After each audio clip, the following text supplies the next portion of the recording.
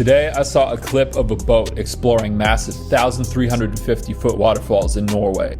The caption, "I need to get rich so I can do things like this." And my take is that you can do stuff like that for way less money than you think. You just need time and location freedom. Money detached from time, aka online cash flow.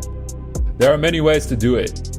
Email list, YouTube channel, SEO blog posts, affiliate marketing, etc. The main reason people can't do things like that on the regular is because they're chained to an office or location, even if they're making $500K plus a year.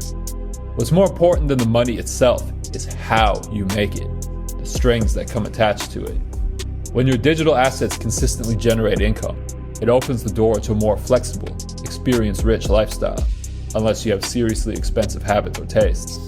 If you want to explore the world and have cool experiences like that, you don't have to put it off for the day you might have multi-millions at your disposal. Just sit down for a few minutes and run the numbers on how expensive it actually is. The results will surprise you. This isn't some unrealistic, far-off dream. Many people have quietly built lean online income streams that allow them to travel and explore more freely, and it's more accessible than you might think. And I package all the most important info on how to do so in the link below. Your man, am I.